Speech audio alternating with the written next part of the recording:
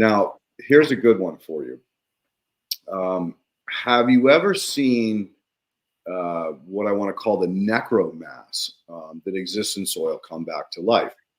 For instance, I did a project down in Irvine where basically these were tree pits in the middle of a parking lot.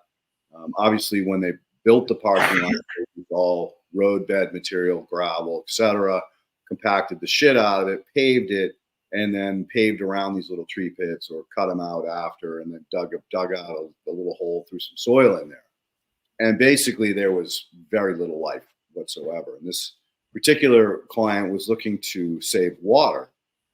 But he had taken Elaine's course. He did understand how to use a microscope, understood the tea extract technology.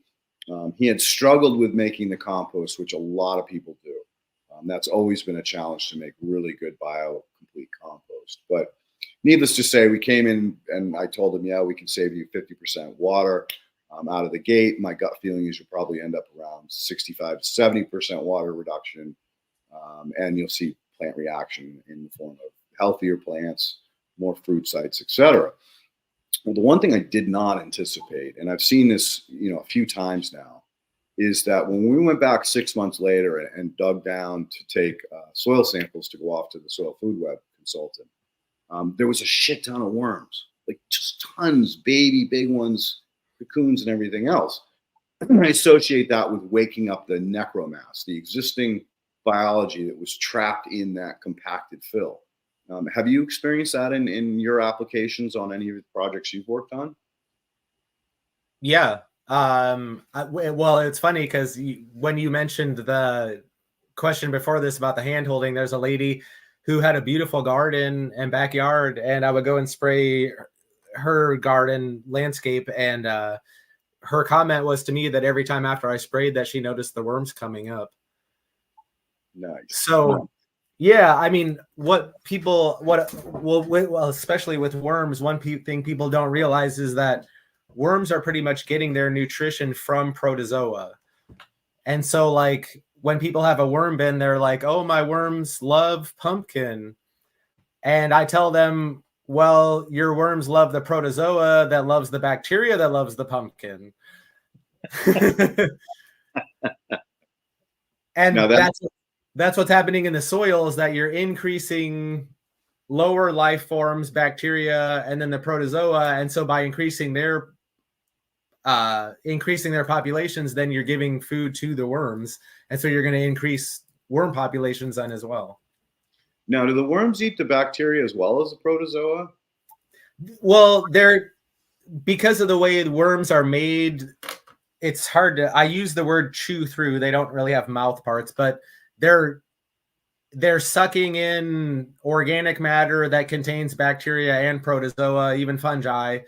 And then it passes through them, and through that, that material is getting inoculated with even more beneficial bacteria. So you have bacteria and protozoa going in, and then even more going out the other end, along with growth hormones and things. So they're actually an incubator. Yeah, they're incubating the organisms. Yes. Yep. Interesting. Well, I understood that the worms are actually living off the cytoplasm of the organisms that are going through their. They're not a stomach, is it?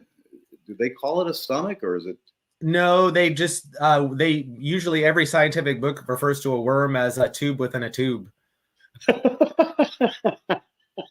So through their tube. Yeah. That's too funny.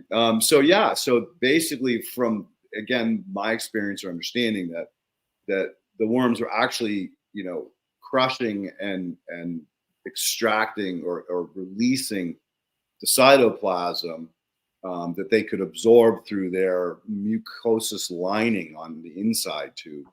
And that only makes sense that when they're releasing or excreting, that they would be releasing also part of that cytoplasm in the form of hormones, secondary, tertiary metabolites, et cetera, et cetera. So, but I never heard anyone talk about they're actually incubators and are actually producing more, which only makes sense because if you provide all of that amniotic fluid, it would only make sense that any protozoa or bacteria present in that amniotic fluid would absorb it and divide and divide and divide. So, yeah, that's really cool. That was a great fact, Troy. Thank you for that.